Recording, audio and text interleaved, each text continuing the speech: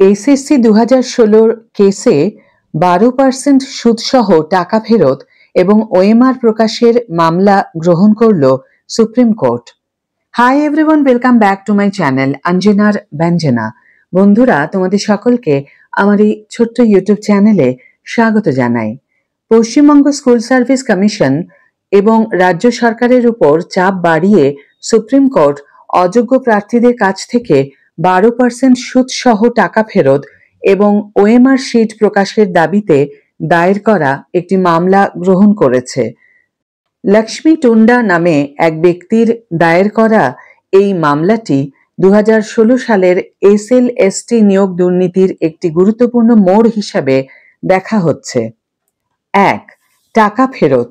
যে সমস্ত অযোগ্য প্রার্থীরা অন্যায়ভাবে চাকরি পেয়েছিলেন তাদের কাছ থেকে সুপ্রিম কোর্টের নির্দেশ অনুযায়ী 12% সুদ সহ বেতনের টাকা ফেরত নিতে হবে। 2. ওএমআর শিট প্রকাশ। সমস্ত প্রার্থীদের ওএমআর শিট জনসমক্ষে প্রকাশ করতে হবে যাতে যোগ্য এবং অযোগ্য প্রার্থীদের মধ্যে স্বচ্ছতা আসে।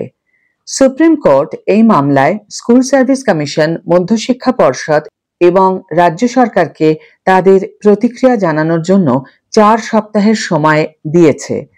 এই সময়সীমার পরেই মামলার পরবর্তী শুনানি হবে। এই মামলার গুরুত্ব এবং তার কি প্রভাব পড়বে সে বিষয়ে একটু জেনে নেওয়া যাক। এই মামলাটি অত্যন্ত গুরুত্বপূর্ণ কারণ এর রায়ের উপর ভিত্তি করে রাজ্য সরকারের নিয়োগ প্রক্রিয়ার স্বচ্ছতা এবং জবাবদিহিতা অনেকাংশে নির্ভর করছে।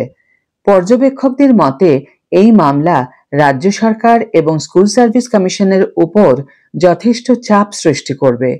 1. স্বচ্ছতা। ওএমআর শিট প্রকাশিত হলে কতজন অযোগ্য প্রার্থী চাকরি পেয়েছেন এবং কারা যোগ্য তা স্পষ্ট হয়ে যাবে। এর ফলে যোগ্য প্রার্থীদের বঞ্চনার অবসান ঘটবে বলে আশা করা হচ্ছে। 2. জবাবদিহিতা।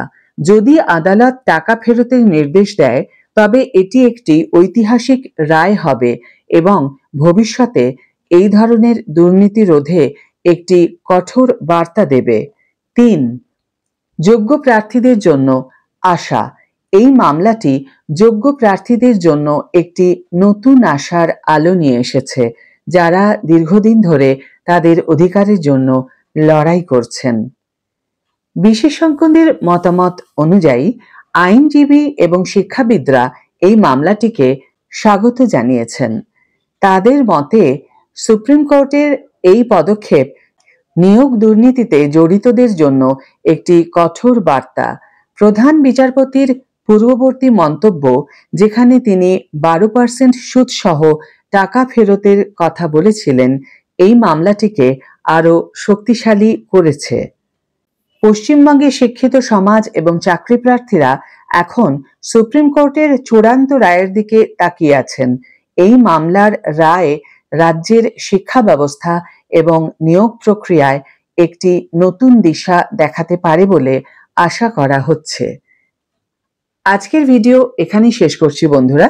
ভিডিওটি যদি কার্যকর বলে মনে হয়ে থাকে তাহলে অবশ্যই একটা ছোট করে লাইক দিও, শেয়ার করো বন্ধুদের সাথে, কমেন্ট করে জানিও তোমাদের মতামত।